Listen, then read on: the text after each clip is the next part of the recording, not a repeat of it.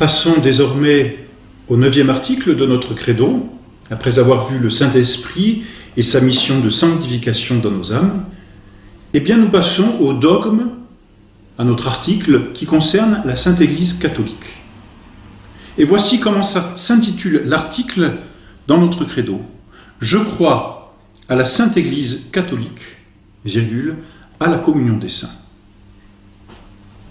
Il y a donc dans ce 9e article deux parties qu'il est important de bien distinguer, mais qui sont les deux parties d'un seul et même article.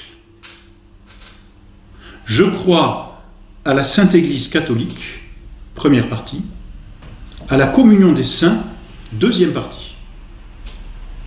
Ce ne sont pas, dirions-nous, deux articles différents, c'est un seul et même article, et on peut dire finalement, c'est une seule et même vérité qui concerne l'Église, mais qui parle de l'Église sous deux aspects différents.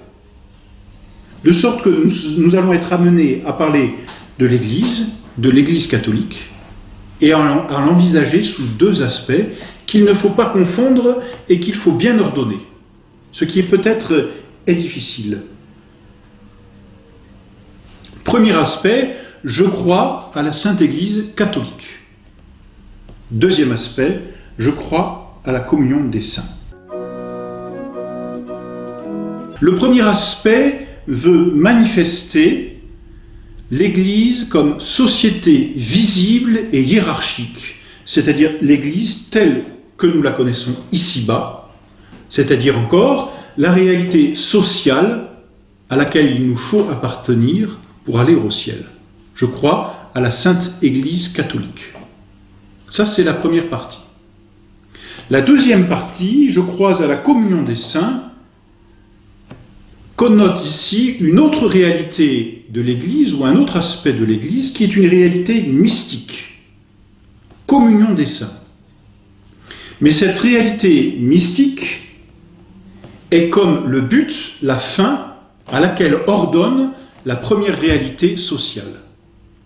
C'est-à-dire qu'il n'y a pas d'opposition entre l'Église catholique comme société hiérarchique et la communion des saints comme cette union, on le verra, des âmes, mais il y a une relation telle que l'Église catholique est la réalité sociale qui permet à l'âme et aux âmes de ceux qui appartiennent à l'Église de vivre de la communion des saints.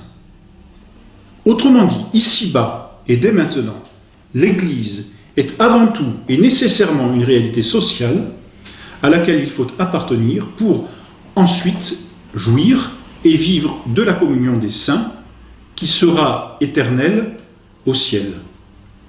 L'Église hiérarchique appartient à proprement parler à la vie terrestre, tandis que la communion des saints est l'apanage de la vie céleste.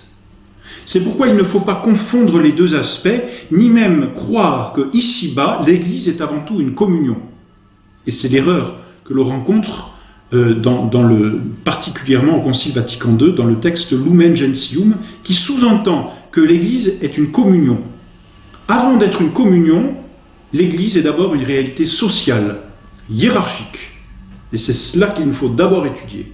C'est au ciel que l'Église est véritablement une communion. Certes, on dira ici-bas, elle est déjà une communion. Mais ici-bas, l'Église n'est communion que dans la mesure où on appartient à cette réalité sociale. C'est-à-dire qu'elle est avant tout réalité sociale pour ensuite permettre cette communion des saints.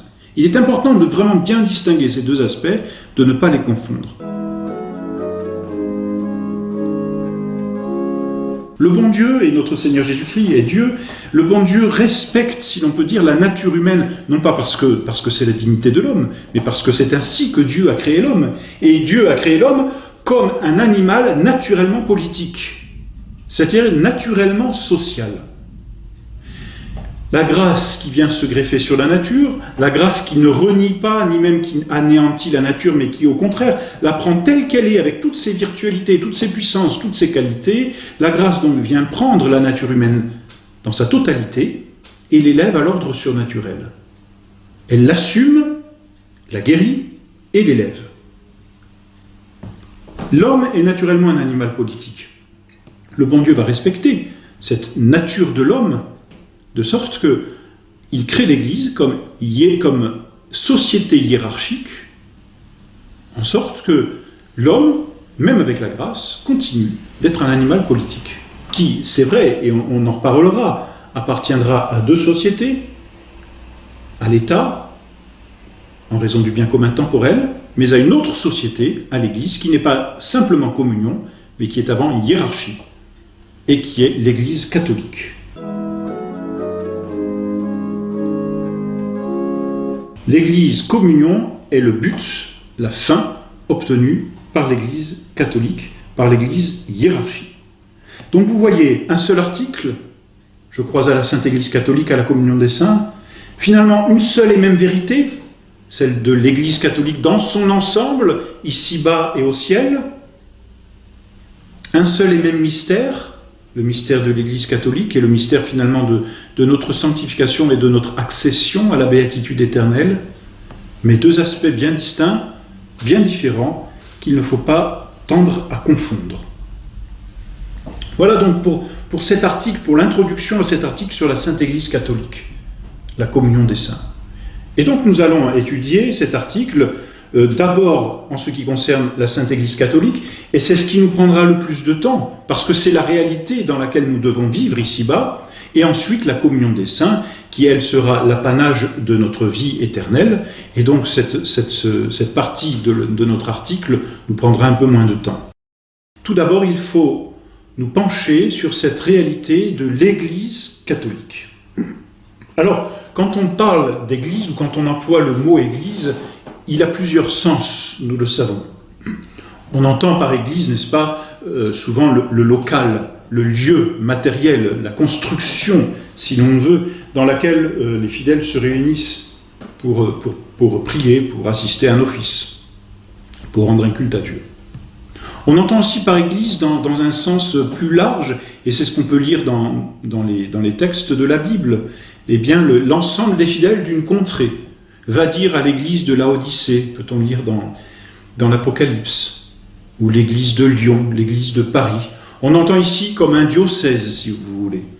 Alors ça, c'est l'église dans un sens déjà plus large. Mais en réalité, l'église catholique, c'est encore plus grand, c'est encore plus vaste. Qu'est-ce que c'est? Et c'est l'église avec un E majuscule. C'est l'ensemble des fidèles, c'est la société des fidèles, il faut bien employer effectivement ce mot société pour désigner la réalité sociale.